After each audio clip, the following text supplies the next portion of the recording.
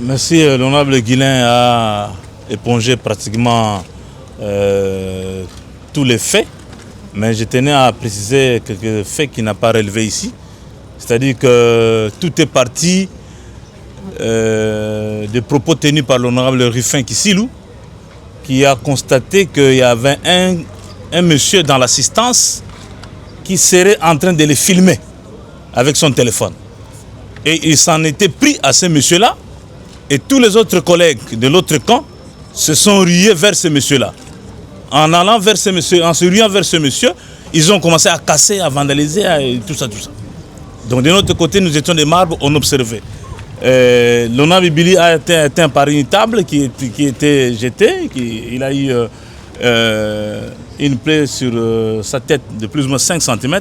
Moi-même, j'ai dû échapper parce que l'honorable Babi venait vers moi avec une table pour m'asséner cette table sur la tête. Heureusement, avec quelques bribes de connaissances de karatéka que nous avons appris dans l'enfance, je me suis défendu.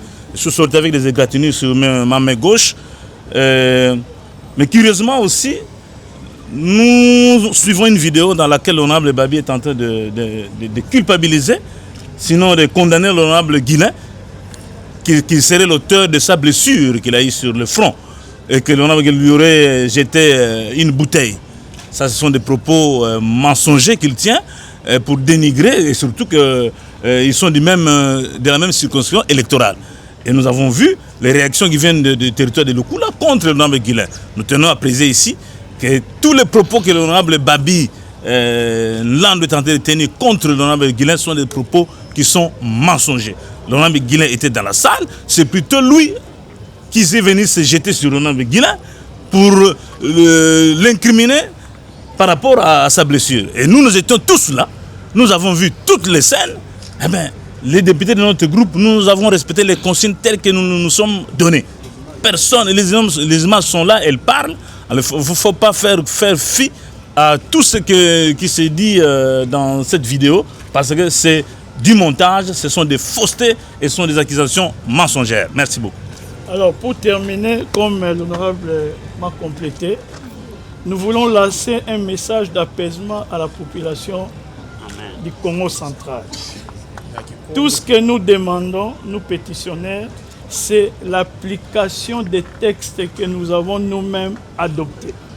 Et le règlement intérieur de l'Assemblée provinciale a été déclaré conforme à la Constitution.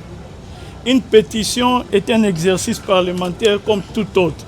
Si les députés estiment que ceux qui sont à la tête de l'institution ne font pas le travail correctement, nous avons le droit de les changer.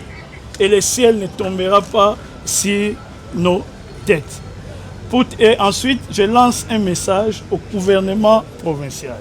Nous insistons sur l'impartialité du gouvernement provincial. Parce que c'est dont nous nous rendons compte, on dirait que le gouvernement provincial s'est mis dans les blocs du camp de l'honorable Mantezolo pour empêcher l'Assemblée provinciale de faire son travail. La fois passée, nous avons dit que s'il continue comme ça, nous allons diriger nos armes vers l'exécutif provincial, mais nous n'en sommes pas là. Nous l'interpellons et nous l'appelons à la sagesse. En même temps, j'interpelle les services de sécurité parce qu'ils sont là pour sécuriser les personnes et leurs biens.